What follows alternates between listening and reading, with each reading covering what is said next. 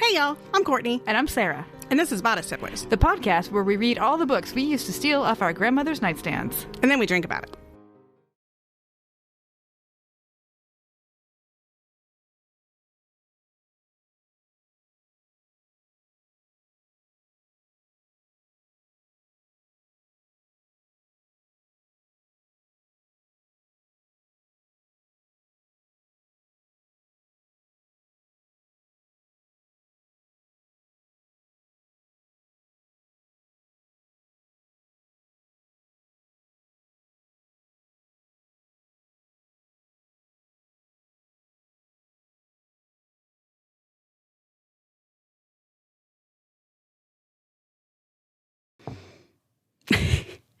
On this episode, we read Hollywood Wives by Jackie Collins. Trigger warnings. Basically, this book is take every single soap opera from 1983 to 1989 and put them in a 567-page book. So all of those crazy storylines, you're going to get that plus more. Seriously, though, you do need to watch out for a failed abortion, children being trafficked, murder. We also have the sexualization of children, the sexualization of every single person, and predators of all types. As we cruise down Sunset Boulevard, on your left, you'll see an aging Hollywood star with leathery skin, and that being a good thing. You'll see like every possible like mean word you can call a woman, like all of them. I haven't heard the word coos in like 30 years, but here it is. If you look at the map of the stars, you'll also see really just degrading depictions of everyone. Like, just everyone. This is a sack full of assholes, y'all, and all the best ones have been picked out already. All right, hold on. As we head towards Ventura, you're going to see some light shoplifting at Gucci on a very busy and important day. So just bad choices. There's bad choices everywhere you look, to your left and to your right. And as we park at the Beverly Hills Hotel, we're going to see some giant nipples that I still don't understand how they operate physiologically. But they are the most famous thing in this book.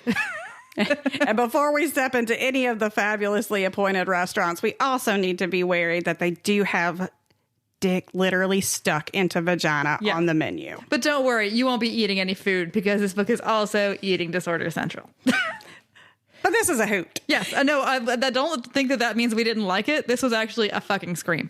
So pack up your Birkin bags, get your Hermes, and let's go Hollywood Wives. Hey, y'all. Hey, y'all. Are you enjoying Jackie July? I am loving Jackie July so much. Usually we would talk a lot about the author, but we would suggest that you go back and listen to our interview with the amazing Tiffany and Rory, who were so gracious and wonderful, and that you go watch Lady Boss on Netflix. It's so worth the watch. Yeah, it absolutely is. If you want to know more about like where these books come from, it was really entertaining. And I'm not just saying that because I mean they didn't pay us; they sent us 2 arcs. Yeah. So right. I mean, you know, this is not like a big SpawnCon thing. They are reissuing, like they're realizing that young people would really enjoy this kind of thing, and so they're reissuing Hollywood Wives. It came out actually on the 11th of this month, and so they're kind of doing a little publicity push, and so we decided to hitch our wagon to a publicity push, and then we're doing Jackie July. No, darling. We do not hitch wagons in Hollywood Wives. We hitch our Mercedes. We hitch our Maserati, but not our wagon. I don't know. There is a Volkswagen in it, actually. Oh, there is an on our Yeah, it's really cute. Yeah. Fine, fair. We hitch our Volkswagen. So yes, go and listen to that and make sure that you do watch Lady Boss because it's so great. So for Jackie July, first we did that interview, and now we're doing this podcast on Hollywood Wives. We're doing a third Patreon-only subscriber special, and we're doing this to kind of kick off a new subscriber feature, which you can access through any level of donation to our Patreon. We're rebranding, y'all. No, we're not. We're just extra branding. We're trying to do something. We're trying to be more. We're adding something for you subscribers, but not taking away anything for you non-subscribers. You can still get the podcast completely for free wherever you get your podcasts. But we're going to add a feature, and we're going to call it Very Special Episodes. And so this one is going to be the Hollywood Wives miniseries from 1985. And it features Robert Stack and Joanna Cassidy and Anthony Hopkins, Anthony Hopkins. Oscar winner Sir Anthony Hopkins, who evidently does not know how to eat a hot dog. That is a little spoiler, a little teaser for you. Teaser. We'll show you the hot dog incident. But we suggest that you join our Patreon to hear more. Yeah. So we're going to be doing like mini series and special episodes and after school specials and that sort of thing that sort of align with our general mission. They won't all be romances, but they will all kind of have that vintage vibe. That if you remember Miracle Landing, if you remember the girl that when Tracy Poland got kidnapped by the hillbillies, then you are going to have a good time because that's the kind of stuff we're going to watch. Like Mother May I Sleep with Danger? Or when Mark Harmon played Ted Bundy, and my grandmother was very upset because she was convinced that we were related to Mark Harmon because her maiden name had been Harmon, and she said that it was going to ruin his career. And it did for a while. That's wild. And maybe we'll even watch like the after school special where Helen Hunt does acid and jumps out a window. Yes. So yeah, go to patreon.com/bodystipplers and sign up today for all of that amazing content. God damn it, y'all. The thing you might have noticed that all those media properties have in common is that they are now struck work. So because some goddamn billionaire can't stop lighting his goddamn cigars with $100 bills, we can't release the episode that we did on this fascinatingly boring yet what the fuck miniseries, Hollywood Wives. I looked into the guidelines for the strike, and journalists are welcome to review things, but influencers, which I guess is what the fuck we are, although I can't influence anybody to do any goddamn thing, are asked to not promote struck work. This it's old, but it's still certainly struck work. So we ain't no goddamn scabs. We are certainly not crossing any picket lines. So whether or not like SAG would have been technically fine with it, we have decided in worker solidarity that we are going to delay releasing this new Patreon content until the strike is over. Just in case I get haunted by my Teamster grandfather, which would be like real bad. So you're welcome to subscribe to our Patreon. We would really appreciate it if you did. But even though we had this episode all the way ready to go and you could be listening to it right now, by God, some producers making sure that you can't. So please go to SAG-AFTRA's website and the WGA and see what you can do to support the strike and to support labor in this time where they are trying really hard to make enough money to live and to not be replaced by machines and to have some sort of basic health and safety rules on sets that ridiculously they don't have now. The demands are not onerous, and it is ridiculous that they're having to do this. But so we're going to do it too. So we'll be releasing our regular podcast episodes with no issues because they're about books, which is not struck work at all. But these mini series, after school specials and stuff like that are just going to have to be recorded and wait to be released until it's no longer crossing a picket line to do so. So tell us what we're drinking today. It's really good. So we went, so there's a whole like celebrity culture around wines and things now. So I decided to start us off with some Vera Wang Prosecco called Party. Aptly chosen because this book, everything kicks off and goes bonkers at a party. Is literally the 50% point in the miniseries as well as the book, and it is where everything happens. And interestingly enough, like Vera Wang, she started her career off in the 80s. Right after she graduated Sarah Lawrence, she became a Vogue editor. Like that was her first job, was being a Vogue editor, where she stayed for I think like 17 years until like 1987 or so. She went to Ralph Lauren. So, and the wine is very good. It's an Italian Prosecco. It ranged about like $20 or so. If you need a good like mid, haha. That's expensive. If you need a good high Prosecco, this is a good one. It's very smooth, very good. And it looks fancy too. It does. It's a nice silver bottle that says Party. Yeah, you should get it to listen to our Patreon episode about a Hollywood Wives miniseries. Yes. And you know what? It would be Elaine from Hollywood Wives approved. Oh, yes, it absolutely would be. There's an outfit that you will have to see in Hollywood Wives. Yes. Okay, so this book is fucking bananas. And what you have to understand is it is almost 600 by God pages. So a lot happens in it. We're going to try not to get too bogged down in it, but it is kind of all important. So it's hard to not get bogged down in it. throughout the whole thing, there's a murder that happens at the beginning, and it is so divorced from the rest of the plot that for a minute there, I thought that it might actually be the movie that they were they were casting in this. So you need to know that throughout the whole thing, there's this dude Deke who murders his parents and his girlfriend Joey with a machete. That's the first scene in the book. Machete murder in Philadelphia. And then every time you see, like every couple chapters, you'll see him like killing other people on his way across the country. You have no idea how this hooks up to anything else, but like you just need to know that he's there. And there's this dude Leon who's like the old detective with the drinking problem. It's very topical because we just had the Long Island serial killer just got. We don't really have a lot of serial killers anymore, so like that's because nobody answers the door or the phone. That's fair enough. Yeah. Fair enough. But yeah, so we have Deke, the guy doing a cross country rampage. Just keep a pin in him because he's he doesn't connect with the rest of the story until the end, but you need to know that he's there. Leon is chasing him across the country. He's obsessed with the case, that kind of business. Rumpled suit, that guy. He has like a good home life with his wife Millie, but he can't quite get this whole Deke thing out of his mind because he used to fuck the girl who got murdered by Deke, whose name is Joey, and at that time she was 15. Well, yeah, to be fair, the first time, like, she sleep ambushed him or whatever. Yeah, okay, so she assaults him to start with, but then it's clear that he knew what was going on. He was kind of awake. And then he does it just like on the waking. On the rag. Time. Yeah, not great. Not great, Leon. Not great, Leon. So anyway, this is all happening, but doesn't have anything to do with the rest of the plot. Now, for the rest of these people, we figured it was best to just tell you the couples, and then because they are constantly just on the phone with each other. The first half of this book is just people making phone calls and fucking. All right. That's how life is, baby. I guess that is fast-paced life of Hollywood.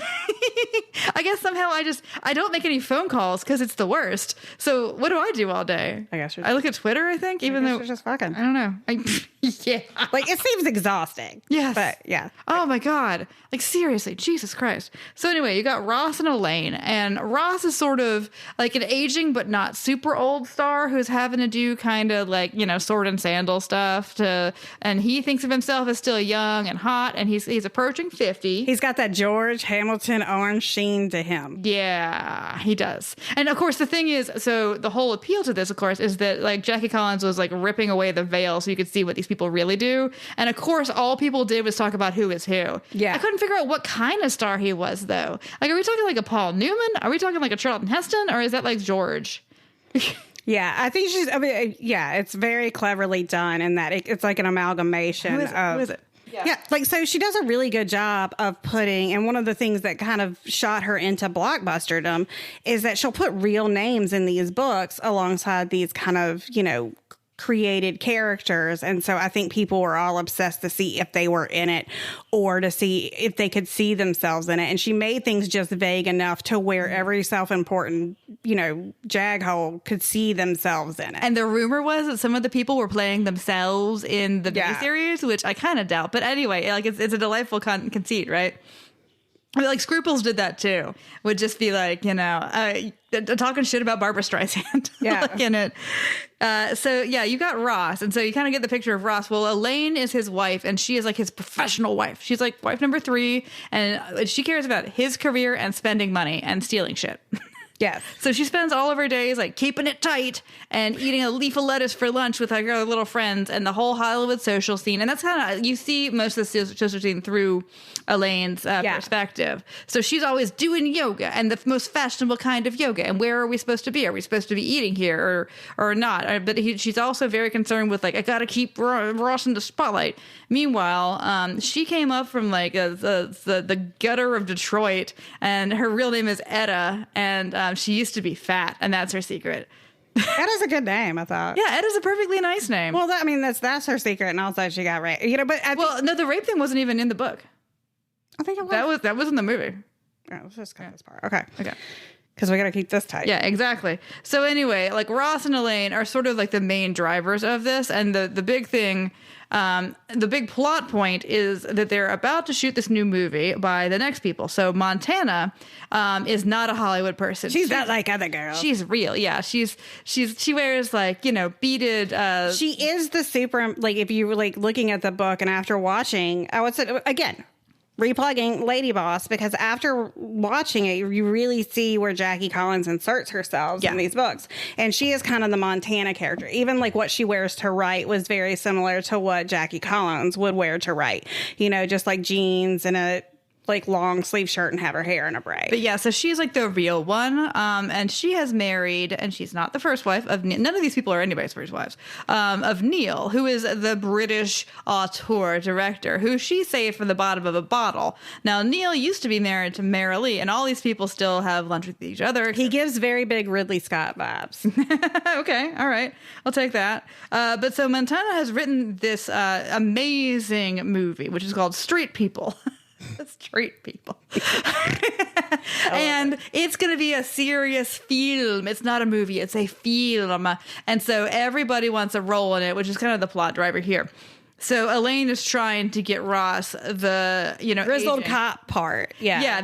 This is why I thought that the murder thing was actually the movie. Yeah. But he won't admit that he's 50. So he wants to still keep on playing 35. And like I get you, Ross. I get you. I don't. I want to let it go. I know you do. I don't know. I just want to let my belt out. You're so ready to be Swamp Witch. Yes, it's amazing. I highly recommend it. Nobody has said anything gross to me at work in years. It's fantastic. You become invisible, and that's not bad. I kind of miss a gross thing now and then. Oh, not at the public library. No, never. Not at the public library. So, in addition, we have Karen, who is the daughter of George, he's got to be like the Charlton Heston, right? Yeah, he's like an actual actor. But he's retired. Yes, but he's like the one. He's like a Hollywood royalty. A star. Yes, like he has done all the things. So, maybe he's like a Tony Curtis, or he's in retirement. He's on his I don't know how many wives. Yeah. Yeah. But Karen is like a grown woman and his daughter, and has nothing but money and no actual job or anything. That's not true. She has one thing in addition to money. 2 things. She has the most notable nipples you have ever heard of. I am so fascinated about this thing because they keep talking about her her like quarter size nipples, and I'm like, is it the actual are we talking about like the whole It has to be the areola. Like, is it the areola? But then that's not that unusual. No, I know you see that every day. But if it's her actual nipple, it's not her nipple. I think it's her nipple. Well, I mean, you could easily tell if you knew her because wherever you see her, you'll see her in a restaurant and you see those nipples. It's like that season. It's like season 9 Jennifer Aniston, of Friends, where it's just nipples out all the time. But I mean, she has forget George. The most famous person in this is Karen's nipples. They really are. They have to have their own agent. I just don't understand physiologically how they work. I follow them on Twitter. Well, because there's people here's the thing, there's people with way bigger oh my god, and have these people never had a baby? Well, yeah, so I think it has to be the actual distension portion of the nipple. Well, why don't you, the reader, weigh in on nipples you have known? And here's the thing, I remember reading this when I was younger, and I remember being fascinated with that then, and I still am. Because Elaine sees them and she's like, oh, gross. But all the dudes are like, have you seen the nipple? Elaine's like, look at her walking around with those nipples just out. Seriously. We're at the gym and it's cool to take your clothes off so you can size each other up. Look at her nipples. I was like, I feel you in it, Elaine, because I need to see them. I want to know. Yeah. I would have a hard time not being like, so is that them? I'd be like, how's this? Can I get their autograph? Yeah, what's happening? What is going on? But. So, yeah, that's Karen. And she doesn't have nearly enough to do with her time. There's Buddy, who is the new star, although he's already the damaged guy. We get to know him, and in the first couple pages that we've seen his backstory, we've seen his overbearing mother, that he sneaks out with his friend Tony, and they get picked up by the gay cabal, the evil gays, and they sex murder Tony, and Buddy barely escapes that. But then because that all happens, his mother comes into his room and fucks him before he leaves for LA. So that all happens. Well, let's see. His mother, because he is 14. Yeah, right. Oh, yeah. It is not consensual. No, it is upsetting. He is 14 years old, and he gets sexually. First, he almost gets sex murdered by some evil gays, and then his mom is sexually assaulting him. Also, the cops don't really believe him. No, they think he has something to do with his friend's murder, and they're like, okay. Yeah. So where was his mansion? He's like, I don't fucking know. I was 14. Yeah, Yeah, no, that whole is all like legitimately upsetting. Yeah. There's nothing titillating about this whatsoever. But now he's like a slush, like he wants to be a movie star because he's hot, and he's apparently a good actor, but he's evidently kind of already flunked out of Hollywood. So he meets Angel when he's in Hawaii. Yeah, and he's like a lounge singing. He's a grifter. Yeah, kind of. He's not a good dude. But then Angel, he's so pure. Angel was so pure and had gone to Hollywood and met gross people. And then this girl's like, hey, let me take you on vacation. And she tries to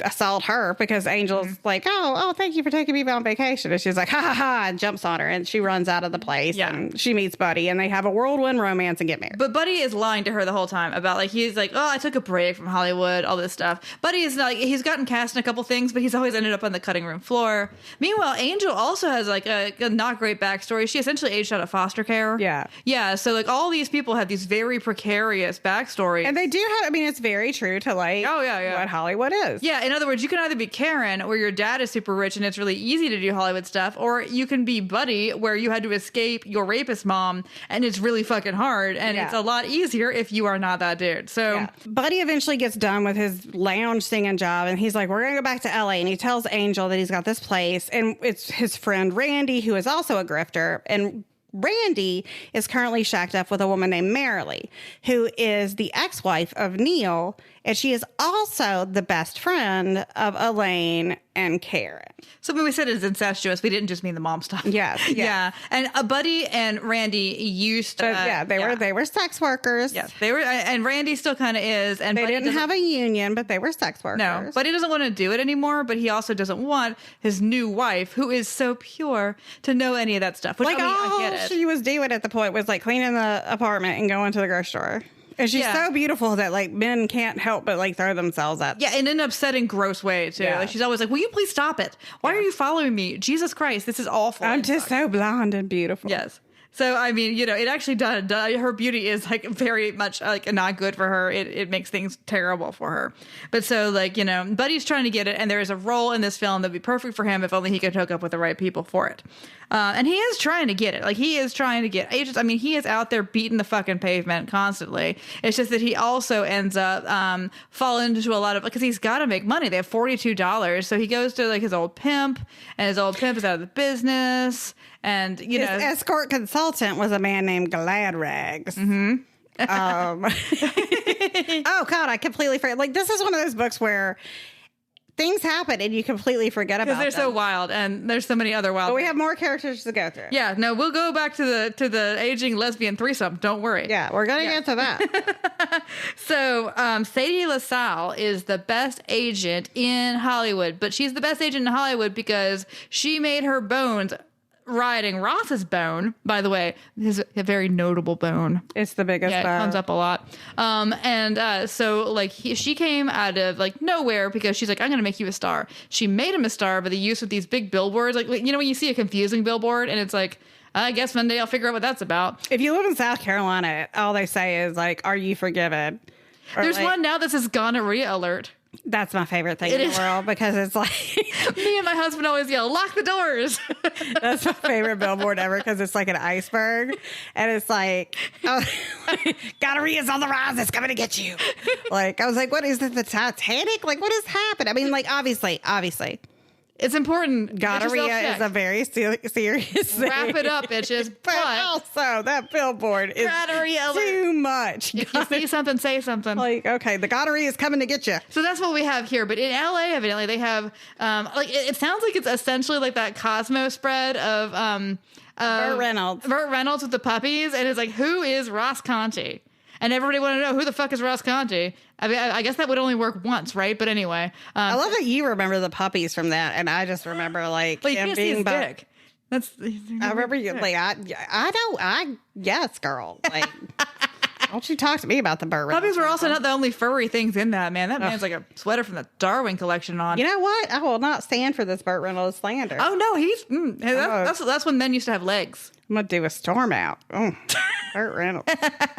Anyway, who is Ross Conti? And it made him famous, put him on the Tonight Show, all this shit. And then he literally jumped ship for another agent, which is a fucking dick move. He was like, you're not hot enough because she was a normal sized person. And she had great tits. Yeah. She had the good tits. Yeah. And then he's like, nah. He just dumped her ass. And then she had to struggle, but now she is the best agent in Hollywood. And he's all like, He's like a sad beat. Yeah. He's doing like, he's doing kind of these B, C role movies. Yeah, like just aging star. Like, this is kind of sad. I don't know if I want to watch this, that kind of thing. But she is doing great. We also have Gina Germain, who is just tits with like feet, I guess. She's tits with a blonde wig and feet. Mm-hmm. So she is a star who is, I always thought they meant like Dolly Parton, which made me real mad. But I think it was more like this amalgamation of like these women that are actually, I mean, Gina Germain is not that are incredibly smart, but know enough, like, because like there's Dolly Parton, and then like to bring it back around to Burt Reynolds, like Lonnie Anderson, who is an amazing comedic talent, but everybody was always like, oh, you're just tits. Or to go back like a Jane Mansfield, the women who are cast for their tits, and like regardless of what kind of roles they want. Yes, yeah, and they act throughout this whole thing like her tits are her fault, and it's never implied that they're artificial. Like it's just that they're like, oh, well, I would cast her, but I think it's also very realistic about like how people treat, conversely, like how the dumpy women are treated versus the women that are like oversexed. Yeah, as a woman in this. Yes, and I love that about it. Yeah, it's actually way too true life. So there's Gina Germain, and she really wants to do more serious roles.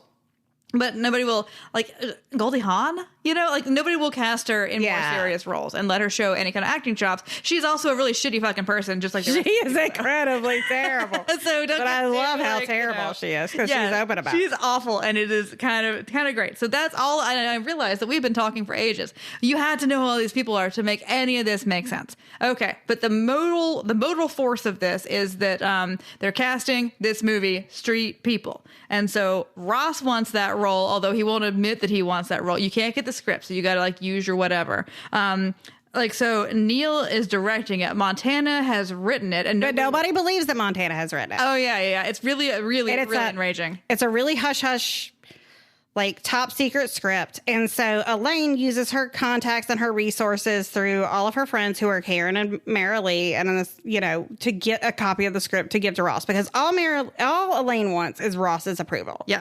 It's sad.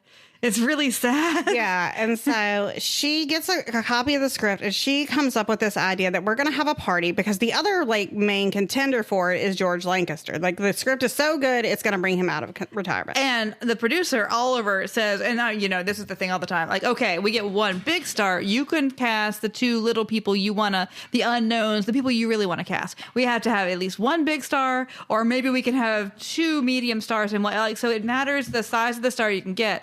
Montana doesn't want George at all, but I mean, she understands that, but she feels like the movie's getting out of her hands the whole time. But the economics of it is such that we have to know if we're getting a big star before we can make any other decisions. Yes.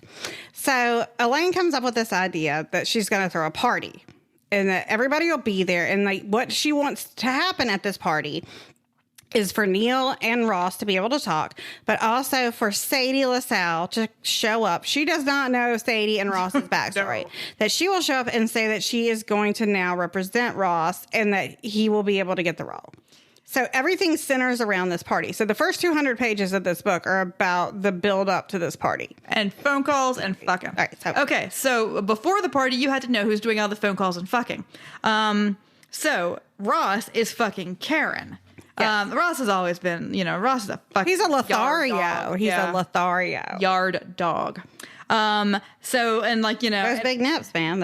He can't avoid them big nips. And so he's been fucking her best friend, Karen. And I mean, he's fucked other women before, obviously. When you first meet the guy, he's fucking the script girl, whatever. But to fuck your best friend, that's really fucking shitty, and he knows it. So I think even he might feel a little bit bad about it, but the nips, he's got, them nips. Those nips. And also that her dad is George Lancaster, who is his rival.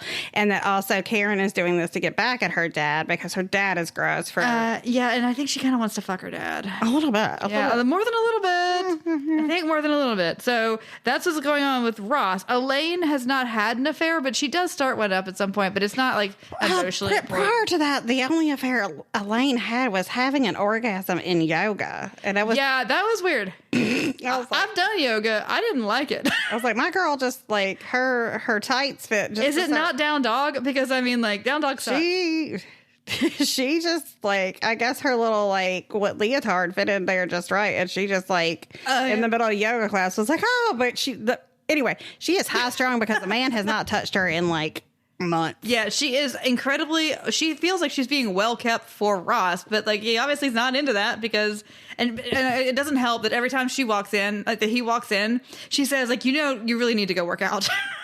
So, okay, to be fair. Stop farting, Ross. And he's like, he farts more than any men's novel ought to be farting. This is the best thing. Is like, they are like every real married couple. Yeah. It's like, hi, can you stop just, and he's like, shut up. God damn it, Ross, again?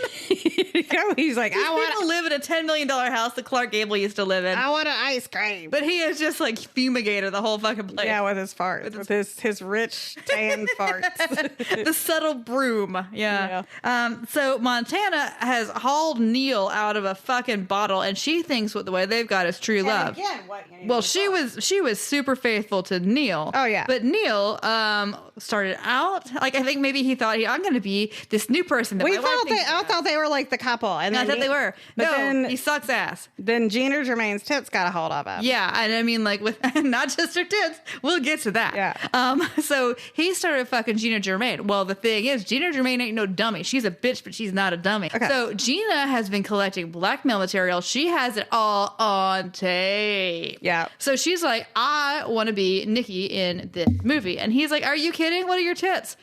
And she's like, I'll strap him down a little bit. Like, I want to play Nikki. I think that this could be my role, like my serious role. And she's like, and he's like, whatever. And then she's like, oh yeah, roll tape. And then I want a screen test. Yeah. And so he's got to figure out how to like tell his wife without saying, oh, by the way, that he's got like, I've been bamboozled. Yeah, bamboozled.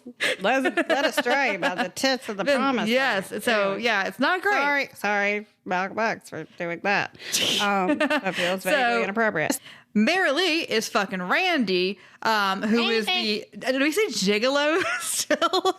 But like, that's not really important. It's just he's a young stud. It's just like how you kind of link up all these people.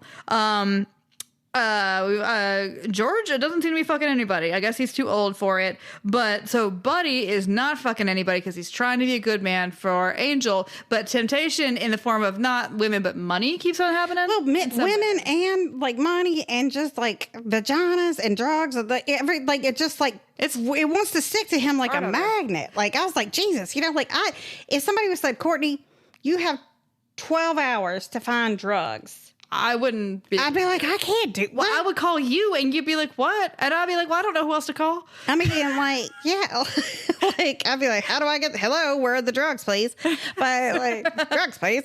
It would be easier for me to fly to like if you like at least if it was pot to a legal state than for me to actually find a drug dealer. Yes, but I'm saying like everybody's just throwing it at him. Yeah, and I do appreciate in this book versus like Judith Kranz's Scruples, where everybody's keyed up all the goddamn time in that book, and you're like, if she doesn't say it, this book they at least talk about like snorting cocaine off of hookers' asses and stuff. Like, I appreciate that. I appreciate the realisticness of that. They're doing rails all the time in this. Yes, so, and it's like, hey, buddy, you're here, you're hot. You want to just do this cocaine that costs me money? No, you can't have my cocaine. Exactly. Nobody's ever offered me free drugs. That shit is expensive. Yes. Like, I don't know, but I think I would love it. That's why I don't know. Oh my God. If meth didn't make your teeth fall out, it sounds amazing. I think that the 4 hours that I would survive on cocaine would be the most amazing hours of my life. But my house might get clean. I don't know. It would make my heart explode, but I would have half of the world conquered by then. But I would talk so fast my face would fall off. Right? Like anyway. My current rate is already, right? But so yeah, Buddy keeps like tripping and falling into pussy. But he has not fucked anybody. Pussy and drugs. And money. drugs. And yeah, and, you know, so The trifecta. okay, all right, but let me talk about Buddy and his pussy. Sorry, okay. So Shelly is like at his like shitty apartment complex, which I assume is like exactly like the one in Karate Kid, like where the pool is foul. And That is all. exactly what I thought it looked like too. So I mean, the thing is, like, there's this woman, and she just seems gross, right? But She's just always there to be a foil. like jump him. She and Randy eventually kind of end up together, but he's like, no, I am married, even though he's lying to his wife the whole time. Then, okay, so he goes to Glad Rags to try to get some money back off his gigolo business. Even though but he doesn't- Glad Rags has cleaned his life up. yeah, Glad Rags is not in the business anymore, but he gets like sent to somebody who has not cleaned his life up.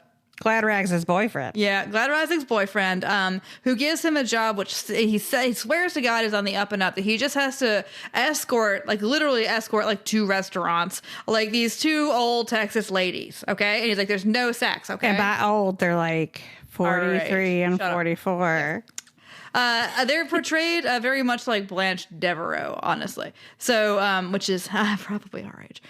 I love them so Oh my God. They're great. But so he goes and he's like, okay, this is an up. And what that does is like, he's like, I need some money for clothes and stuff. And he knows that this guy's going to try to jump his bones, but he's like, well, maybe I can get some money out of him and still say no. So he outfits him in clothes and he lets him and Angel like live in this amazing beach house for a minute. In Malibu. In Malibu, and gets him a car and all this stuff. But he goes to pick up these women. He's like, oh, thank God, they're lesbians. Well, it turns out those lesbians also want to jump his bones together. Also, more upsetting than, you know, obviously, you got 2 old lesbos and a hot piece of ass. You know what's going to happen. It's California. What was more upsetting to me was that Angel steps into this fabulously appointed beach house that has just been redone, and her first thing is to clean it. Also, Angel, of course, is pregnant. Yeah. And Buddy honestly deals with it kind of realistically. He's like, he freaks out. I gotta go. But then he's like, I'm really excited about the baby. Oh God. Well, because he won't tell her, we only have $42 fucking dollars. He's always telling lies about how they get these houses and this sort of thing. Well, okay, these lesbians leave $1,000 on the bed for him, but he has to kind of give it back because he won't fuck them.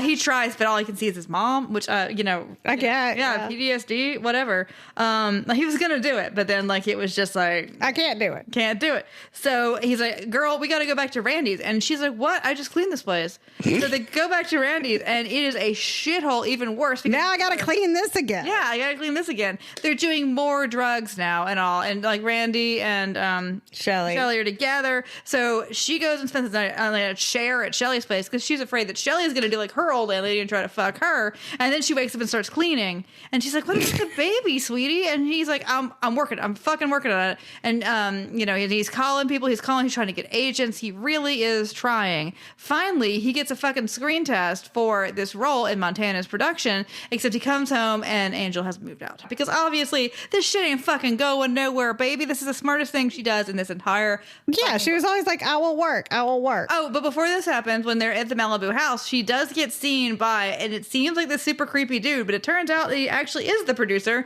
and does just want to hire her to be in a movie. He's like, you're so beautiful. But then, of course, she leaves and nobody has a cell phone. So it's not like you can find anybody. No, she tells the guy, like, I don't want to be in your movie. My life dream is to clean. Yes.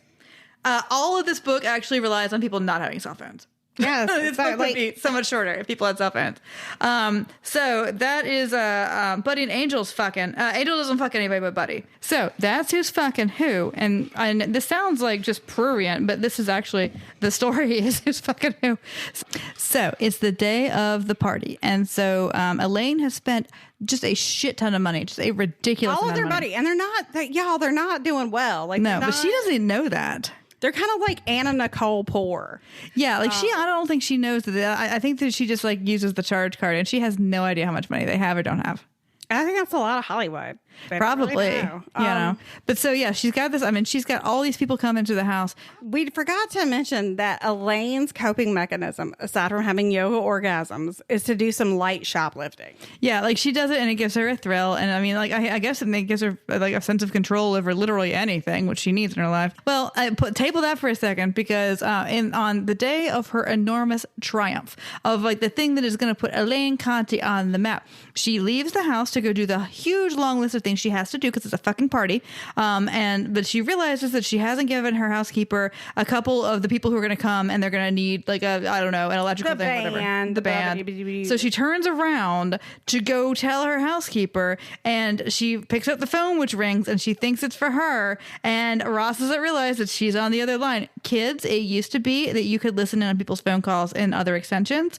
Anyway, he hears Karen all about like, I'm going to suck your dick. Well, I'm going to suck them nipples. And she is like, just completely blows. Nipples are as big as your dick. Like, oh my God. It's like a match made in heaven. And so obviously Elaine is absolutely destroyed. So she stomps out of the house, says nothing to Ross, goes to like really fucking shoplift. And of course, you don't shoplift on the day of your big party. You need to make sure you have plenty of time just in case you get caught. 101. Like if you got to shoplift, you got to do it like on just like a random Tuesday. You can't just be like my most important event of the year. Also, the other thing that's wild about this, and I know this is like 1983 or 1984 when the book was written, like my girl didn't have a party planner.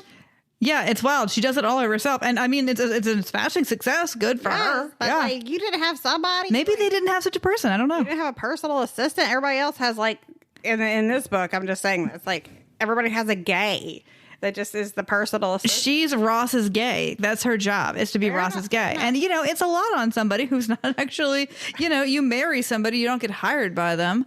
But yeah, so she makes the absolute rookie move mistake of getting caught shoplifting on a day she cannot afford to get caught shoplifting. I'm gonna go to Gucci. And of course, she's like, she steals this bracelet and she walks out to the car and she gets caught. So like, there's no question she got caught. And they bring her in and she's crying and she's like, I'm Mrs. Ross Conti. You don't know who I am. She has such a care, like. It's amazing because Ross is fucking Karen and she's carrying out. She is having a Karen moment. Like she's like, "Do you know who I am?" They're like, "Nah," and she can't prove it.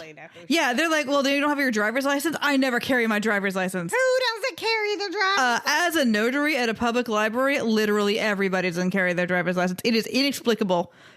Like, carry your driver's license. I don't care if you're Brad Pitt. Carry your driver's license. Yeah, so she doesn't have any ID on her. And of course, nobody has a cell phone. So he's like, okay, well, you better call your husband or we're going to prosecute you. I need to know who you are. And also somebody needs to come get your ass. Karen. It's amazing. Yeah, she calls Karen at Karen's house, and Karen's like, I don't know why you would think that Ross would be here. Anyway, he's not anymore. He just left. And, she calls the barber. She calls everybody. She's in tears. And the store detective is like, well, God, it's obvious that she is who she says she is, but she's been such a fucking cast iron bitch to me that I'm not going to let her go. It's amazing. He finally goes home, and she catches him at home, and he comes to go get her.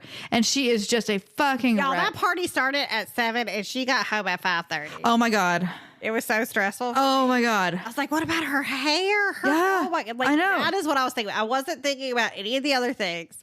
This is what a vapid bitch I am. I'm like, oh my God, her hair's. It is 1983. You know how much hair her hair needs? I know. And then her makeup. I was like, girl. Oh my God. I mean, I assume that she had the dress ready, but like. Now, this is before people contoured and it took like 5 hours to do your makeup. Like, she just threw on some purple, eyeshadow and some mascara and she was good. But like, man. She was stressed and I was stressed too. And I'm not even a makeup person, but I was like, oh my God, this is not enough time. And she didn't get to check everybody's work. I mean, these people were working in her house and she didn't get a chance to inspect it appropriately. Yeah. Oh my God. So anyway, did she tell Ross at that point? No, she doesn't until like after the party, does she? I think so. Yeah. So she knows and she's just seething. But no, party's got to go on. I mean, it has to now. She spent $1 million in this fucking party. She's got valets. She's tented the backyard. She's got two different. Best part of the book was the valet uniforms are white t-shirts that basically say hot bod valet. I thought they said like super pump.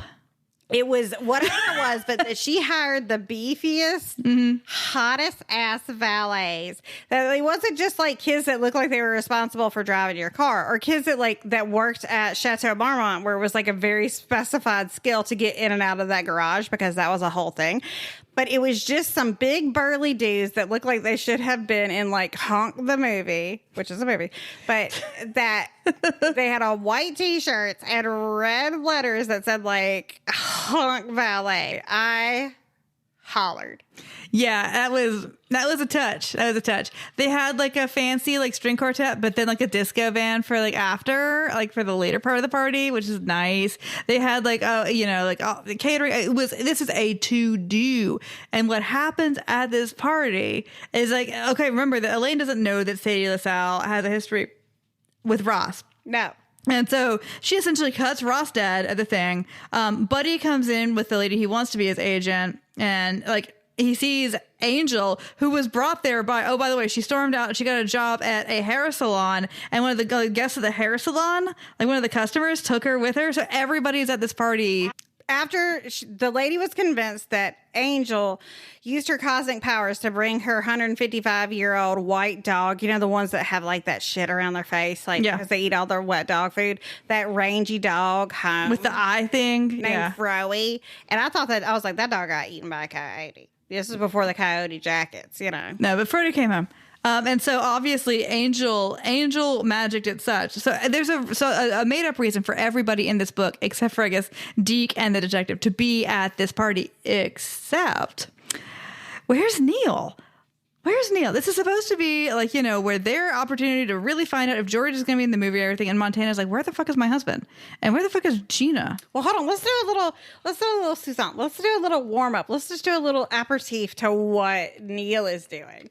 At this party, our producer friend Oliver, who we have not really, we've called him the producer, but it doesn't really matter. Oliver has like a sweat issue or something. Oh, I forgot about this. Oh my God, I forgot all about this.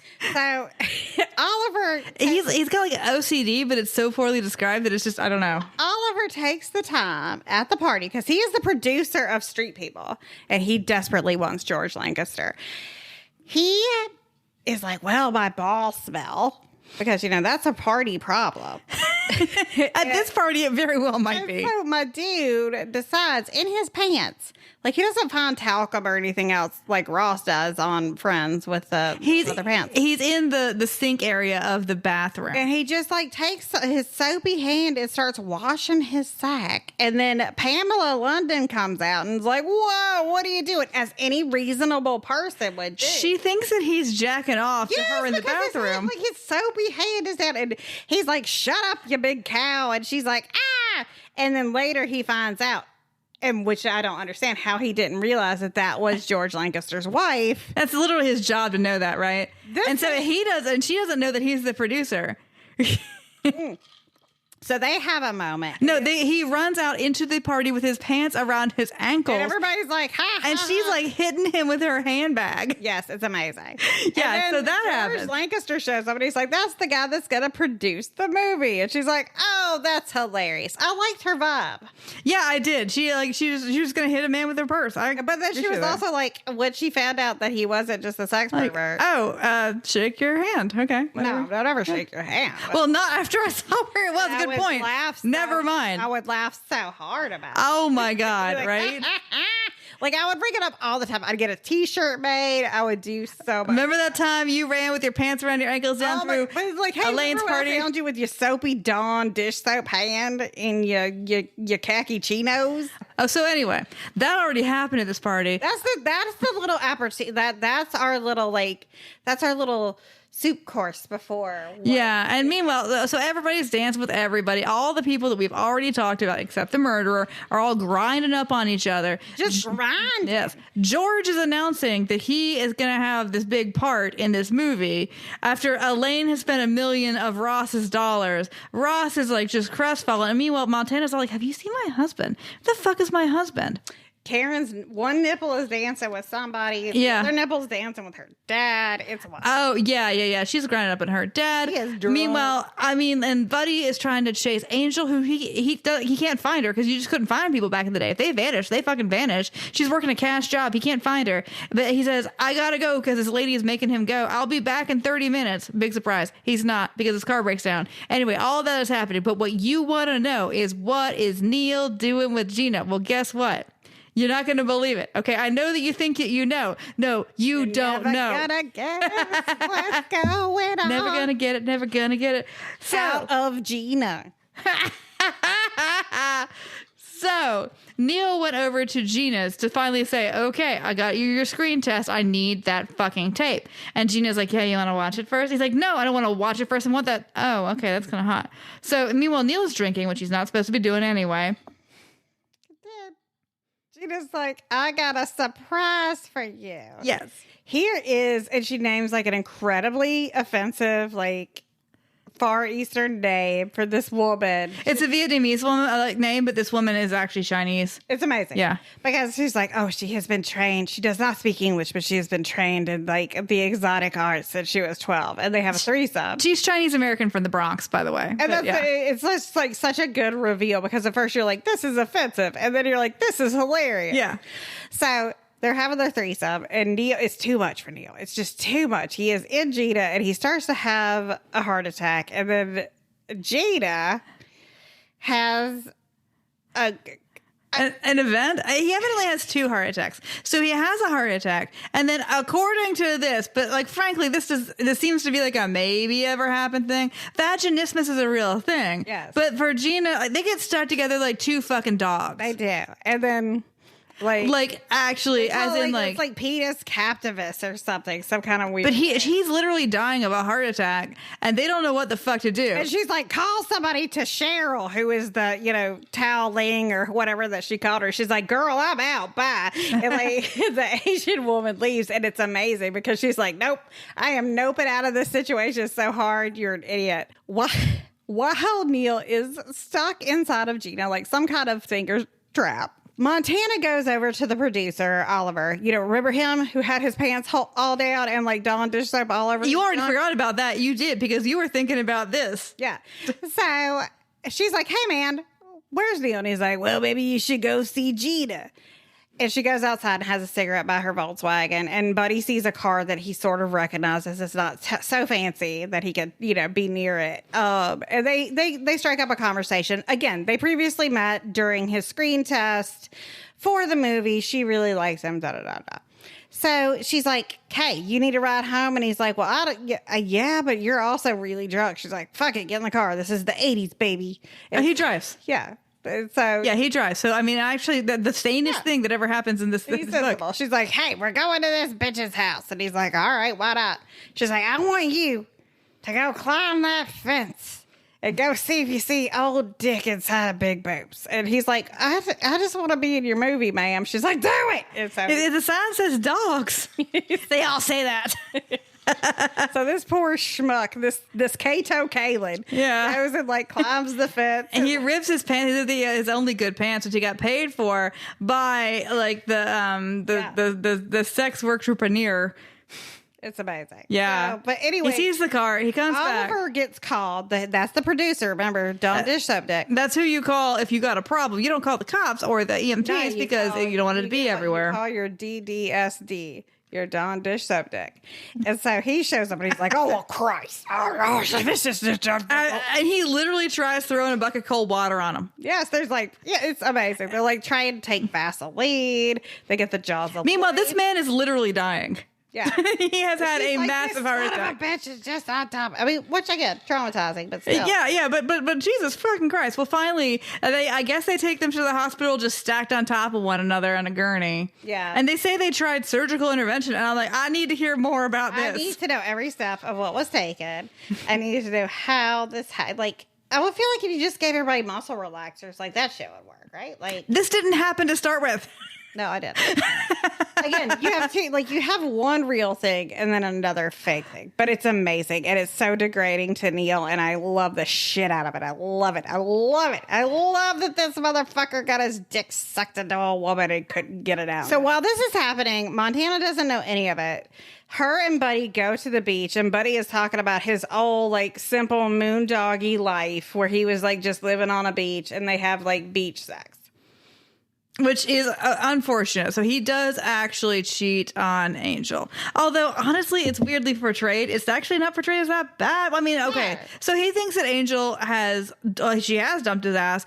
Actually, like, Shelley once took a fake message, and she told Shelley him. pulled the oldest 80s trick in the book of giving everybody fake messages. Yeah. And nobody, like, goes and tries to double check. Yeah, exactly. So she says, like, Angel has left you, and she already had an abortion. They talk about abortions all the time. I know, It's like in a good way, mostly. Not mostly. There's not always. We'll get to that.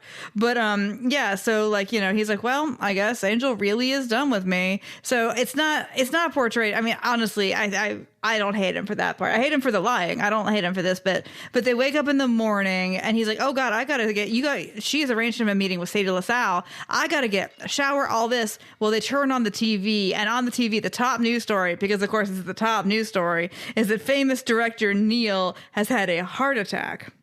Yeah. You had to hear the rest of it from your friends, So anyway, Montana rushes to his side. So does Mary Lee. And they have, like, actually, it's kind of like a real deal thing where they're both, like, super uncomfortable about it. Yeah, but, like, I mean, also, like, best interest. what do you do? Like, if, like, somebody you still have, like, an emotional relationship with, who's your ex-husband, has this horrible thing, which is also really funny, happen to him, and then also his current wife. So it's very fraught and all. She's dealing with that. And also, what does this mean for the movie? So she's like, maybe I can direct the movie. Meanwhile, at the end of the party, Elaine is like, yeah, you didn't get the fucking part, you piece of shit. Also, I know about you and Karen. Get the fuck out of my house. Yeah. And she throws him out. And I was like, yeah. But then she does not handle it well. No, she does not. She goes into a big old hole. She's drinking. She lets her root show. She's, like, getting tan. And actually, like, in the book makes it clear she looks amazing. hot. Yeah. I was like, But she is drinking, like, a lot.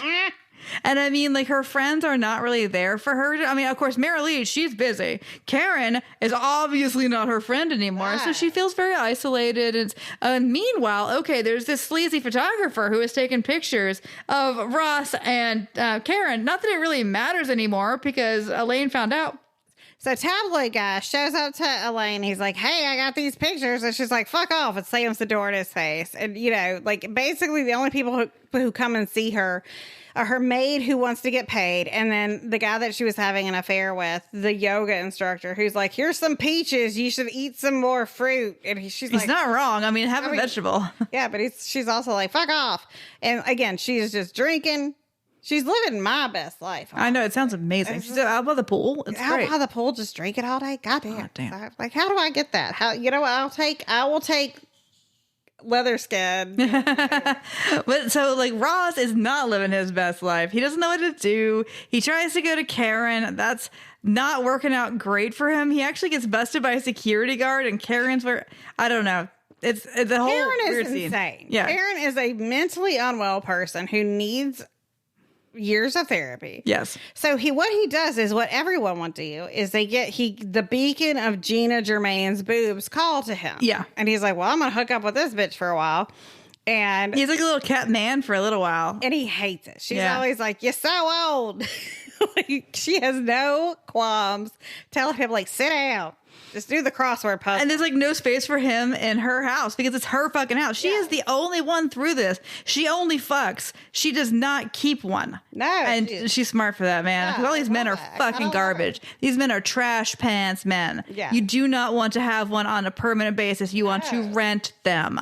And so, yeah, and he's, like, finally feeling like what it feels like to be his actual true self. It's like a boat. You just want to rent a boat. Yeah. Yeah. Sure. Okay.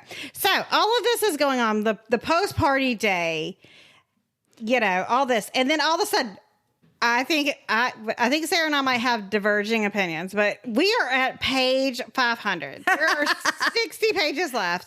And then my girl Jackie puts in book 2. I about died. It's the most baller move, I think, ever. I loved it so much. Book 2. Book 2. I loved it. I was like, book 2. Yes, be book 2. So book 2 is, again, we only have 60 pages. I was like, how's she going to wrap this shit up? And then, well, yeah, it was like essentially what happens with the Deke story is obviously the big thing here. Yeah, so remember Deke way back at the beginning? He's been murdering people all across the country. All but across you don't know them. They're not He- famous. He is following, like, the Oregon Trail, but with murder. Yeah, he's crossing the Platte. He's crossing the Snake. Yeah, instead of you getting cholera, he is just stabbed. Well, he can murder 150 pounds of woman, but he can only take 100 pounds back to the wagon. That's true. Yeah. What are you gonna do? So his last big murder was in Las Vegas, and you find out about these two sisters that had a baby selling business. And that becomes important because you find out later that Sadie LaSalle, when she was first with Ross, she was going to tell him the day that he essentially dumped her that she was pregnant. And this is, the 60s. And obviously, like today, there weren't a lot of options. So she was going to go to Mexico and get an abortion. And it was horrible. And we're just going to say it's horrible. Yeah, it's really bad. Well, she ends up in a hotel with these, one woman who is super caring is like, I want to help people going through this, da-da-da-da. And her sister's like, I just want the cash, baby. So she ends up giving birth, and, she's in and out, and that she has given birth to a male son, and, that son has been sold off to a family. Now, you at first think it's Deke's, which is true. But it's not the whole truth. Bum, bum, bum. This is the most fucking guiding light. Oh my God. Oh my God. Y'all, we got a secret twin situation. We do. So we've been wondering why this hairy ass man Deke is just running around. But we find out that he looks just like Buddy. So he's Buddy's twin. Yes. And they both got okay.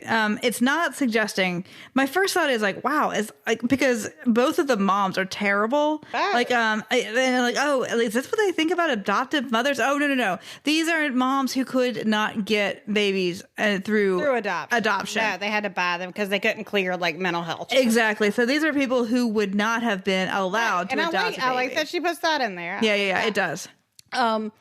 So, this book's so odd.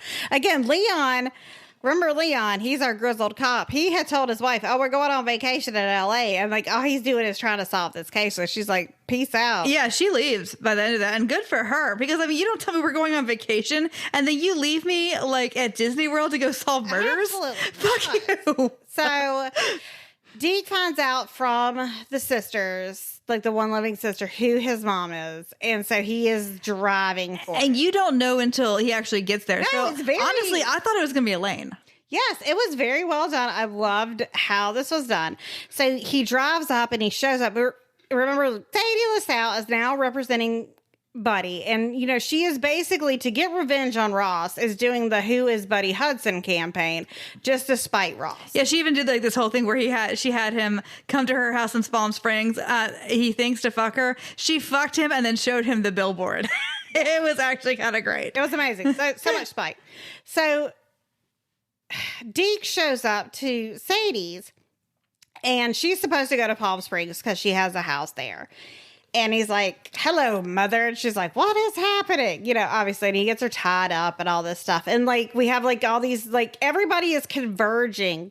They were at just for the party. Yeah. But they're all converging at Sadie's for different There's so much driving around though. How long would this actually take in LA is what I want to know. Okay. So Deke has gotten Sadie. He has kidnapped her or has tied her up. Meanwhile, Buddy is supposed to go to Sadie's, but also has told his angel, hey, I want you to be at this place at such and such a time, and then you and I are going to go meet my agent because I want to come clean about being married, yada yada yada. I'm turning over a new leaf. Angel gets to the fucking apartment, and the first thing that she does when the maid lets her in is you did this terribly, I'm cleaning. Yeah, walks right past the maid and gets the comment out. What the fuck? No, she's giantly pregnant now, but yeah, she's still doing this. So then Ross was supposed to be Sadie to talk about business, and he's on his way there. So we have, and then Ferdy, Buddy had convinced Ferdy to... Ferdy is Sadie's assistant. Yeah, that's her pet guy. Her pet guy. He Buddy's like, hey, can you go tell Sadie I'm married? But while he's at Buddy's at Ferdy's place, he sees Ferdy's boy toy, who looks 14, is actually 17. Thank you, sweet baby Jesus. Not that that's okay, but that's better. Rocky. And then so just keep him Rocky in mind for a second here, because all this shit is all up in the air and it's about to come Everything down. comes together in a weird way that we are not explaining. So Ferdy is going to go and tell Sadie that Buddy is married. Ferdy walks and knocks on the door. Sadie thinks that it is Ross, and she's trying to save Ross's life, but instead it's poor Ferdy who gets stabbed in the heart by Deke. Sorry, Ferdy, you're out. You're out. Meanwhile, Rocky, waiting for Ferdy to come back, gets mad, leaves. Keep that in mind. None of this matters. But it does matter, but it doesn't matter. So meanwhile, Deke goes across town to Buddy's apartment. He sees pictures of Buddy and the Who is Buddy Hudson campaign. And he doesn't know he's a twin. And he freaks out. He is so disconnected from reality that he thinks he is this person. So he goes to the apartment and he finds Angel there, and he's like, hello, Joey, again, his dead ex-girlfriend, and is like, you're coming with me. Now, we do think, because of the way the book is structured, that we think that Sadie is dead by this point. Yeah. And so he's like, I'm going to take you to meet Mother. It's very kind of Anthony Perkins, It's not good, all right? And she is heavily pregnant, and they keep on pointing that out. And so I was like, well, here we go. And it just smuggles her into the back of the band. Meanwhile, 12 hours earlier, remember Leon, the cop, he finds Buddy and he's like, hey, you got a twin who's homicidal. And Buddy's like, what's that got to do with me? Nothing. And it's like, fuck you. I'm out. So Buddy goes to talk to his mom, and Buddy's mom is like, we're not going to talk about this fucking incest thing because it wasn't incest. I bought you. You were a 4-day-old infant. So and I'm like, oh, that's okay. It's okay to rape a child who was not your biological child. What's wild about, everything in it gets wilder and wilder and wilder. But there's a little boy. There's a 7-year-old boy in that place, and Buddy's not concerned about that child. It's like the movie Hereditary, in that everything gets crazier. It gets crazier. And again, when Leon says, you've got a homicidal twin out there about to do homicide, he's like, what's that got to do with me? Sounds like your problem. Gotta go. And then he gets home and he finds that Angel had been there and that she's missing. So he calls the cop. Well, of course, he couldn't find the number that Leon gave him because he didn't think that was important or whatever. No, Leon actually shows up. Yeah. And he's like, shit, I got to show you this poster that of me that he, you know. Maybe that might set the homicidal twin fucking brother Oh off. my God. And so they get, it's a nick of time situation. You find out that Sadie is still alive and, Deke is about to do terrible things. He's about to rape murder at the same time. Angel. And then Leon and Buddy get there and it's weird. Well, see, right before that happens when, again, this book is bonkers. Oh yeah, that's a car wreck. There is a car wreck that happens when Deke is going to get Angel, and he's on the narrowing, it's Hollywood Hills situation, and he's driving and going really fast in Ferdy's car, and Ross is just dooting along, listening to Rod Stewart. That comes up all the time. That Passion song keeps coming up constantly. He's listening to Rod Stewart's Passion, and there's a head-on collision. Now, Elaine thinks that, because the rumor mill goes crazy. Well, Elaine had been she's I've got a new attitude. She's getting her hair done, and all of a sudden everybody's like, hey, Ross is dead. And she's like, what the fuck? And she leaves the salon, and people are like, but your hair. In her foils. They're like, it's gonna fall out. No, you shouldn't be driving. She's like, I don't have time. So she gets in the car with her foils and rushes home and is convinced that Ross is dead. I was kind of hoping Ross would be dead. I know, I was too, because he sucks real hard. Ross is just standing there in a sling and he's drinking and he's like, what's up, babe? And she's like, you son of a bitch. And they make out, and it's very cute. Yes. All right, so that's okay. But what's happening in Sadie LaSalle's house is that Buddy runs in, and I mean, literally, Deke has his dick at the portal. Twin battle. And the knife at her heart. Twin fight. Well, and then it kind of absolves Buddy of the responsibility because they're fighting with a knife and then sort of accidentally. He cuts his own throat. He keeps talking about the keeper of the order. He's clearly mentally unwell and he kills himself. And then what happens is Leon does nothing. Leon does nothing of value. No, he's just like huffing. He's just huffing. He's like that old fat cop in a 70s movie that's like not even part of it. But Sadie and Angel basically like have they're the only ones that know the truth. So Sadie is the mother of both of these children, therefore the grandmother of this baby. They don't fucking tell. They don't it's Ross's baby. Nobody ever tells Ross. Nobody. Oh my God. They don't tell Buddy that Sadie is his mother. And they don't tell Ross that he is the father of twins and one is a murderer that also like injured him in a head-on collision. Also that he has grandchildren. Because of course Angel has twins. Here's what's amazing is that Sadie is like, this is my ultimate vengeance on Ross and I'm totally over him now. Mm-hmm. I love that. She's like, I'll tell Buddy sometime. yeah. She's like, Angel's my girl. And like, they are keeping the deepest, darkest secret. Oh my God. Which happened in the news. Like, all of this is big news. And of course, it's huge for everybody involved. It's actually good for everybody y'all involved. Couldn't figure this out. Like, how dumb. But you know what? It's on Buddy that if he is that dumb. Yeah, he is dumb. He's real dumb. So there's a lot of wrap-up paragraphs, okay? So, remember Rocky? Rocky evidently murders this guy who was BB's, like, little, like, pet gay, who had actually sex murdered Tony way back when Buddy were... Yeah, so evidently Rocky killed him. Good. Awesome. Fantastic. Montana, they take the movie away from Montana. But she's selling off things and she's about, like, you feel like she's gonna do a thing. Yeah, well, I mean, she does get the rights back by the end of it, but what she has delivered to Oliver's office is a big, like, box of literally bullshit. Yeah. And then she's like, oh, I can't believe I could get that done. You could get that done in 5 minutes today. She found she was like, I found a company called You Want It, We Do It. I was like, amazing. Yeah, I know. We got that like all over the place now. It's the same owner of the horny ballet. Yeah, probably. You want it, we do it, right? Neil dies because he's fucking stupid. Like, he goes off and he like takes a car and he drinks whatever. He dies in a parking lot. Nobody cares. Nobody cries. No. Except for Marilee. Marilee throws herself on the coffin. Yeah, Marilee is really upset about it. But like the movie is like theoretically kiboshed, but it turns out that it's fine. Gina ends up taking another role, so she can't be in the movie like when it comes up. She moves to like Europe and gets a breast reduction and marries a French producer and becomes like a well-renowned actress. And of course, Angel has the babies, and they're great, and they're the next best thing. Ross, his pictures with Karen get published in a way sleazy tabloid, and it is the best thing for his career ever because everybody's like, "Holy shit, that's a big dick." Yes, and then people love Elaine because she took him back, and like Elaine gets put on the Merv Griffin show and everything else, so she's famous too. Yeah. So this is how it happens for everybody. That's Hollywood Wives. It's exhausting. Oh my God. Have questions. Jesus. Oh my God. So that, I'm like, at the first I was like, this book is 600 pages. Now I'm like, this book was only 600 pages. I wanted to be like, I was like, no, I want Montana to like ruin everyone. And like, I know. I want to see the reign of Montana, her ascendancy. All right.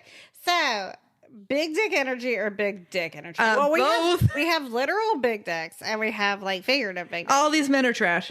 Well, I think the biggest dick energy in this book is Montana. Oh, well, yeah. Because she's so like nonplussed about everything. And like, even when she finds out Neil is she's the one you want to be. Yeah, you love Montana. Like, she is I think she's and you know what? I really appreciated this character and liked her. But like, you know, Jackie Collins has a big thing for Lucky. But I think Montana is better. Yeah. I just in general, I like this book much better than I like Lucky. Oh, so good. It was so well. No, it was. It honestly was. I was by the end of it. I was like, I had no clue about the twin thing. No, it was a surprise. And then Sadie probably has the biggest dick because like her like revenge is so cutthroat. And I was like, Jesus. Oh my God. Oh my God. Get him. Fucking get him. That's what I loved is like the women in this book had just as big of whatever as the men. Yeah, I mean, almost everybody in this book is terrible. Aside from Angel, who just wanted to clean. Yeah. But, like, everybody else was like, these women had agency and were awesome. Well, that goes into, would you talk shit with her about the heroine? I don't know who the heroine is. I guess we'll say Elaine. Yeah. We didn't tell you that, like, the best thing, the happiest ending is that Ross comes home begging to Elaine and wants to fuck her. I mean, again, like, I think that every single woman in this book is different enough, and I will say, like, they're all trash, but we're all trash, like, in a really, like, realistic way. I think that's what's so great about them. It's like, I mean, it's not the least fleshed out, interesting character is Angel. You gotta have one good one, I guess. And you know what I think is great about it is, like, usually in romance novels, Angel's propped up as being this whatever, and in this is like, she just likes to clean. Who cares about this? You know, like, I liked that. Yeah, the one who changes as a character is Elaine. Like, she's obviously the one who experiences growth in this. I mean, Buddy too, but, like, in terms of women, it's Elaine who like kind of comes into herself and realizes that she should get what she wants or she should leave, you know? Yeah. So, I mean, I think they're all, like, the whole point of it is that you talk shit with and about them. Agreed. But, like, please don't misunderstand. These people are almost all monsters. I love it. Yeah, absolutely. Bechdel the bitch. I think there's a lot of really interesting and really good, like, female conversations. Oh, yeah. In this. I think it definitely covers that. You have I mean, obviously they're all centered around, like, maybe things that, like, are vapid and stupid, but, like, they're having real conversations. What's interesting is that the only one of them, the women who's a movie star, I mean, because, like, Angel doesn't want to be, all the women are literally Hollywood wives, except for Gina. Gina is the only one who's a star in her own right. There's this really great conversation that happens between Gina and Montana. And Montana knows about Gina, and Gina knows that Montana knows about her. And, like, she's been set for this part. And, like, Montana comes in, she's like, I need you to lose 20 pounds. I need you to do this. I need you to do this for this movie. And Montana's like, or Gina is like, I don't work well with women. And she's like, I don't give a shit. Like, it's really an honest kind. She's like, I can make you be an amazing actress if that's what you want. But it has to be the thing that you want. Like, stop playing these dumb, blonde, big boob games, and, like, we can make something.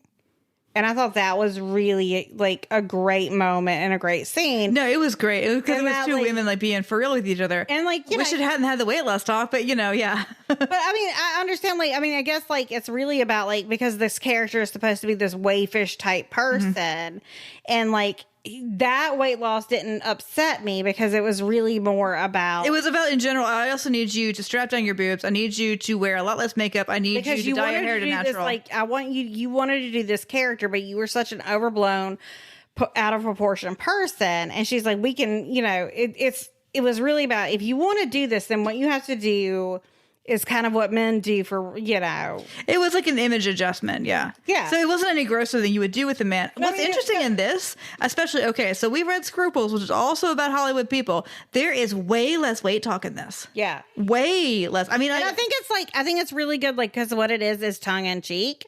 Like, there's a lot of, like, kind of jokes. Not jokes about weight, but jokes about perceptions of weight. Mm-hmm. Like, there's one where, like, Elaine's gained 10 pounds and it's like, she looked great, but she wouldn't see it. And then, like, you know, where Ross sees her for the first time and she sees Ross. And it's like, what he must think of me. And he's like, Jesus. And they're like, they've always had a lot in common. Yeah. No, I mean, like a wink, wink, nudge, nudge about the whatever of Hollywood. For a book of this vintage, the weight talk is actually good. Now, I mean, please don't understand that, like, if you are sensitive to weight talk at all, you should not, but I mean, you should definitely. We read Scruples, girl. If you go back to, you know what it is? What I liked about this, what I think works about it, if you watch Lady Boss, you find out that Jackie Collins has, like, struggled with her weight early on. And this is coming from somebody who kind of understands it. Like, we have read books where, like, women who write bigger characters absolutely hate them. Yeah, any Jude Devereaux book is gonna, like, and like this one, it was like, oh my God forbid she gained 10 pounds. Like, it was really cleverly done. So I really enjoyed it. Yeah, it was done with a lot more empathy, I think. Yeah. So when it comes to consent, is this book more Robin Thicke or Marvin Gaye? This book is wild because it's no. all over the board. You get a lot of gross stuff, but you get a lot of great stuff. You get a lot of like female agency and women using. Again, if you go and listen to our thing talking with Rory and Tiffany and talking about Jackie Collins, like her female characters are kind of James Bondy in their own right, and they use sex, you know? The thing that is a bit upsetting is that there is a lot, and it's treated as like way normalized, is, statutory rape. There are a lot of consensual, but under 18 relationships in this, and some of them are obviously coded as gross and some of them are not. Yeah, but I think it's also like just thinking about what that, yeah, I think it's very much on the nose and on the like, it's probably realistic, the pulse of what was but it's not good. All right, I'm not saying it's good, but I'm saying like it's a reflection, you know? Yeah, it's probably contemporary, but just, it's not. How badly are you judging your mama for reading this book? Oh, not at all, because like everybody read this book. Yeah, we all read it. Like I remember reading this book. You just remember the nipples. I do. Yeah. Would Scarlett Johansson be in the movie? This is interesting. This is very interesting. This book has a lot of really good and I mean bad, obviously. Obviously, we have evil gays, we have evil lesbians, but we do have like Leon, his wife, at the beginning. They're happily married. They are an interracial couple. And she ends up leaving him because he's so involved with the case. We have Coco, who's this owner of the salon that Angel goes and works at, and he has her live there. And she meets his partner, his long-term partner, Adrian, who is a disabled Vietnam veteran. Like, and they have hands down the healthiest relationship in this book. By a country mile. I mean, these are people who are committed to each other, are super healthy, and have a healthy relationship with her. They even talk about like when Coco gets too like wrapped up into her and stuff, like they have real relationship talks about boundaries and stuff like that. It's great. I mean, we have evil gays that have done like sex murdering. We have evil straights that have done sex murdering. But this book really tries. And then we also have the cleverness of that character, like Tal Lake is what I'm going to call her, that like is this perception. And you're like, oh, this is really gross. But then when she's like Cheryl from the Bronx, and like, girl, I got to go. Like, that's clever. Now, obviously, this book came out in 1983. There's way more that could be done, but at least the characters that are in this have some kind of agency. Yeah, they sure do. And I mean, like, especially, I was really pleasantly surprised to see Coco and Adrian. Like a committed, like genuine, respectful gay relationship in 1983. It was really nice. I felt like for all the like Ferdies and Wolfies and whoever that were like, but she made the best relationship in this be a homosexual couple. Like, they're the best. Gonna last forever couple. Yeah, absolutely. Like, those are the two. Like, everybody else in this literally could be divorced then next year. Yeah. Except for Coco and Adrian. Yeah, they're together forever. Yeah, forever. And it was so, like, I mean, again, like, they're both dealing with their own shit. And I love that Adrian is a Vietnam veteran and, like, has, that he is this, like, that he's in a wheelchair because he lost his leg. Like, that's amazing. Yeah, and like she's kind of weird about it, and like Coco's like yeah, it was so good. Like, don't do a weird pity thing, okay? Like, this is, he uses a wheelchair and it's fine. It's the way that, and then after that, like, they remind you, like, he wheels into rooms and stuff. And it was so it's lovely. Great. And you don't honestly, years and years later, you wouldn't think about this when this book came out. Like, that is so unusual. And like how they're treated with respect and dignity. I think that out of most of our, like, I can't think of another book that's a historical that treats a couple like this. No, absolutely not. Like, I like, you would have to get to the 90s. Yeah. Before you got something similar. So props to that. 100%. I love it. There are also scattered through it other like black characters, that are not black to be black, obviously. I mean, like, there's Leon's wife. There's also Gladrags. I mean, he's a pimp, but it's not, the point is not, what's gross about him in the book is not that he is gay or black. The point, the pimpness is the gross part. And he's like he's like trying to leave that life and like has a. And I mean, and then there's like just script girls. I mean, there are just characters who have names or don't have names who are black. Yeah. You know, and I mean, it just, it is better than a lot of things at its time period. I will give it credit for that for sure. Okay, you're not leaving the house looking like that. It has outfits. So many outfits. Outfits. Even the boys have outfits, even though their outfits are weird and gross. The most, like, the best one is we keep talking about Buddy's Armani. Like, Buddy's Armani is the one they keep talking about. What's his Armani suit? His Armani suit. Buddy's Armani. I think it doesn't have a collar even. Also, It's like, Montana shows up to the party basically dressed in, like, turquoise, like... She dresses up like Sasheen Littlefeather, though. It is, like, super appropriative. Sedona wine and business. Yes. It's just like turquoise and like a braid. I was like, amazing. But yeah, there's so many dresses and outfits. And again, listen to our Patreon episode where we talk about the miniseries because you can see them. Oh my God. So good. So Angel, like Coco finds her an outfit in her closet because she has to all of a sudden go to the ball, right? And it's really cute and it's sweet and it's like, you should be simple and all this. And people are wearing their diamonds. I mean, there's all this business. Oh my God. Outfits to spare. Would your 12-year-old self have dog-eared any pages? All Girlfriend. She puts the things in the thing. Sometimes the things get stuck in the things. And I get big, crazy nipples. Like... Yeah, I mean, this is specific. I would it so much. I did not read this, but I would have. Woof. She writes like a man writing sex, and I love it. Yeah, she does. There's no tender blah blah blah. No soft folds. No, things are going there. Yeah, no, I mean, there's oral. And the women get oral all the time. Again, somebody had an orgasm via like yoga pants. Oh yeah, so there's male nipple play by an underage sex worker on a man who's asleep. But I mean, yeah. So yes, it is very tab A slot B. Yes, 100%. So great. So what would pair nicely with this, do you think? It's got to be champagne. Obviously, it's got to be a Prosecco. So should somebody in the 21st century read this book? I think absolutely. I think this book is so good. It's salacious, and especially like in the the whole wake of like Epstein and Weinstein, to see how like on the mark she was with stuff is absolutely amazing. Well, they're reissuing it, which is why we're doing this. And they're reissuing it, and this is kind of genius. The introduction to the reissue is written by Colleen Hoover.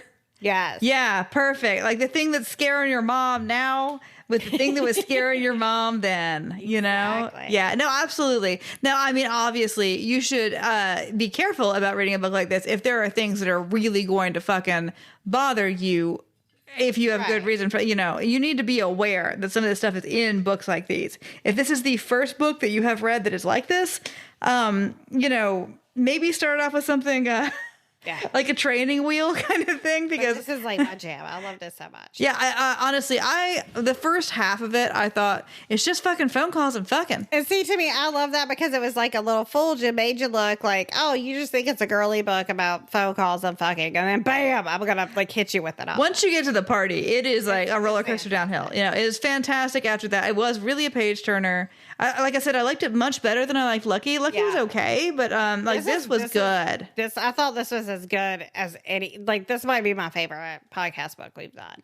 For me, like, I was obsessed with all of it. This is the airport book qua airport book. Yeah, this is. I love it. If you read one airport book, make it this. This is because Scruples will give you an eating disorder. Yes, this one is amazing. And you can find this wherever you buy your books because it has been reissued and it came out this month. So please get yours. It's got the lovely, like the cover is lush and pink and green. Oh, and they've done audio too. They told us. Yeah, and then you get the. Oh my God! Can you imagine audio and somebody's got to pretend to be like George? He's like, "You coos." I love it so much. Oh my God! And if you enjoyed this episode, you can join our Patreon where you can hear us talk about the miniseries. We're going to be doing that, and that's patreon.com/bodicetipplers. You can find us on Twitter, which for how long ever Twitter lasts. It's B-Tipplers. We are Bodice Tipplers on Thread, and we are Bodice Tipplers on Instagram, and Bodice Tipplers on Facebook, and bodicetipplers.com.